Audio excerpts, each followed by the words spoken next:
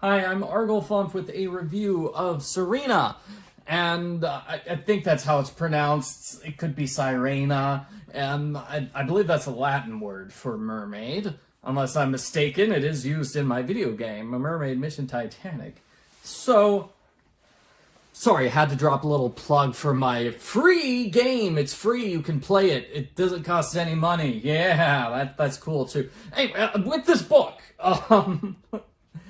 it's an interesting book. I liked it. I basically just devoured the book in about 2 hours, 2 to 3 hours. Like I read part one, and then I'm like, okay, fine, I'll just read the rest of it. Just throw off the rest of my schedule. The rest of the schedule for the day was like doing gardening work, so it wasn't asking much for me to give up work in order to read a fun book. But the first half is kind of the maybe. No, the first part, there's like 5 different parts. The first part could be called the violent part, maybe, because it's about these mermaids, and they sing to lure sailors to shore, and our main character, Sirena, realizes, wait, this is terribly violent, and it kills the humans. Like, most of them drown. They didn't know that not all humans can swim, and so they try to bring some of the humans to shore, but the humans are desperate because you can't possibly survive on that tiny little island.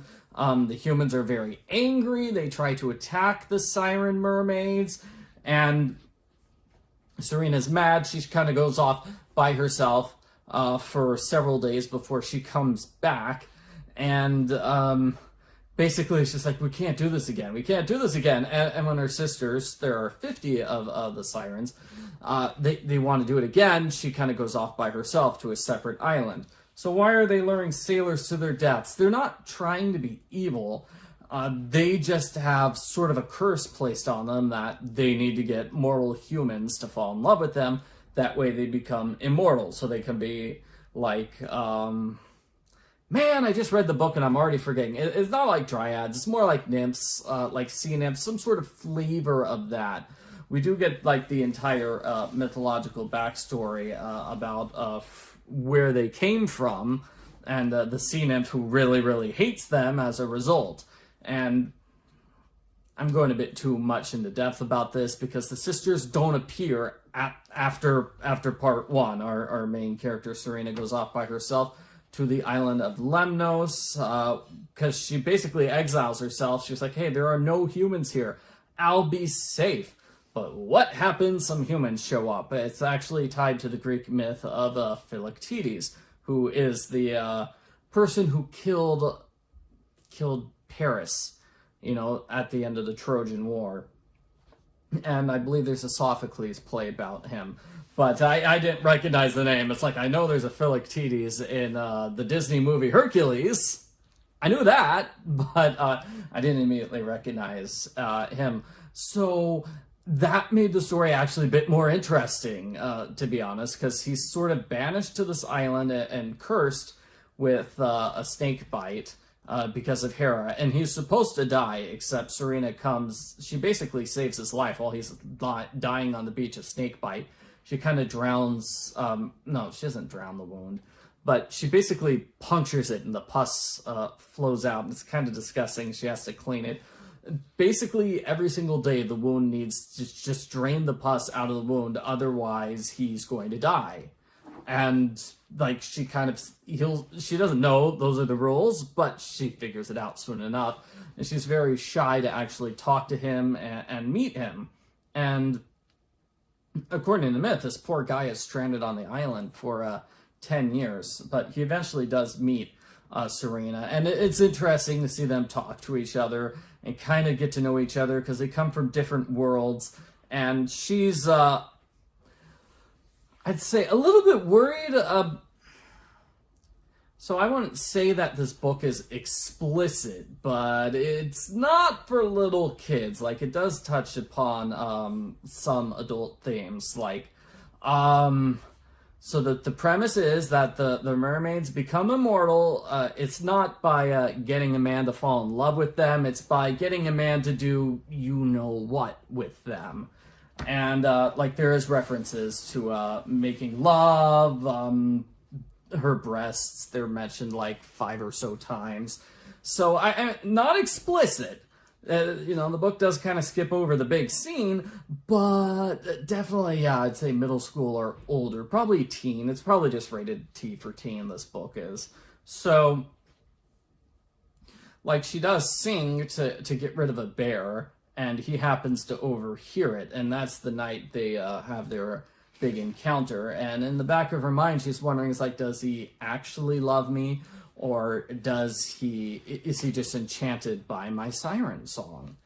And so now she's immortal. There's an adventure where he builds a boat and tries to sail to the next island, and she kind of helps him, and it doesn't work. It gets destroyed, and she's actually kind of glad because she's worried that he's going to leave her for other humans. And I thought it was interesting when they have a long conversation about various myths with half human, half animal creatures, like the Minotaur being the famous one.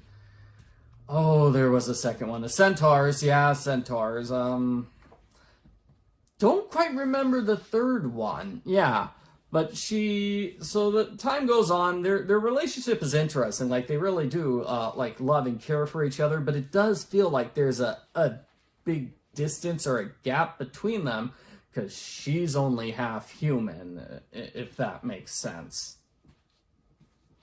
So and he worries she's going to stop caring about him at some point in the future because she will live forever and he won't. And indeed, she kind of does panic when she sees he's got a gray hair and realizes he's getting old, and she goes back to the gods and goddesses under the sea asking, hey, can we make him immortal? Could we really petition Hera and Zeus to make Philoctetes immortal? And the rulers are like, no, it took a lot of convincing for Hera not to murder you on the spot when you saved Philoctetes to begin with. Yeah, kind of wish we got to see that big conversation. That could have been told through a flashback, maybe. That would have been cool. But so, none of the gods proper appear, if that makes sense. So the closest we get is to, one of the leaders of the underground realm. We don't actually see Poseidon. I think it's Poseidon's wife, unless I'm mistaken. Yeah. So another thing I thought was interesting is Philoctetes built a dam to basically so he could bring her into the middle of the abandoned town so she could see that and see what mosaics are. I thought that was an interesting choice. This book does make interesting choices. They're not the ones I would have made. The romance is probably, like I said, there seems to be a bit of a gulf between the two of them. And part of that seems to be that she kind of has this immature teenager view of love, whereas he is definitely an older man. I don't know how old he is, 40s or 50s.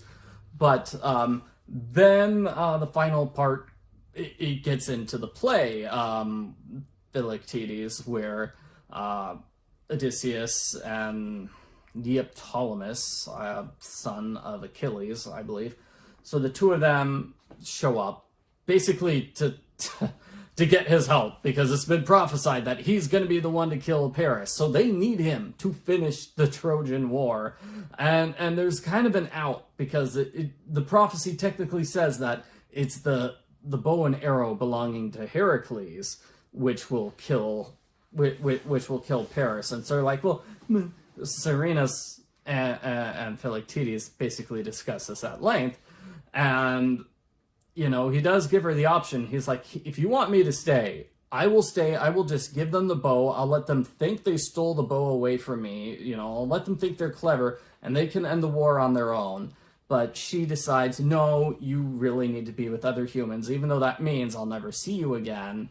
And so it's kind of a bittersweet and, yeah, kind of a sad ending. It makes you wonder what's going to happen to her afterwards. But all in all, it was an interesting story. I like the Greek mythology elements. Yeah, I kind of wouldn't mind seeing The Little Mermaid in the same style of this book, but I'm not sure that would be possible. It'd probably be too similar to this book if the author tried to do a Little Mermaid variation of it. But yeah. So You know, if what I've said sounds interesting to you, sort of an ancient Greek romance on an island with a mermaid, then hey, you might want to check it out. Yeah, I definitely recommend this book to some people. There are other people that I think might be bored to tears, oh gosh, because I was just, this is a silly thing to talk about, but I was just watching an episode of Justice League earlier today where, like, for the first 15 to 20 minutes, no one is in it except Superman. He's like on this abandoned planet. And this book is sort of the same way that, say like a third of it is Sirena by herself. And then like another third is probably just her and Philoctetes. Actually, maybe like 30 to 40% of the book, maybe 40 to 50 is her and Philoctetes. So it's just two characters, and that might be a deal breaker for some people, but you know, that's the word of warning. That might be a deal breaker. It might be a bit too adult content for some people, but I didn't really think the adult I've read worse stuff, far worse, far more explicit stuff about well, not mermaids, but you know, look. Thanks for watching my review.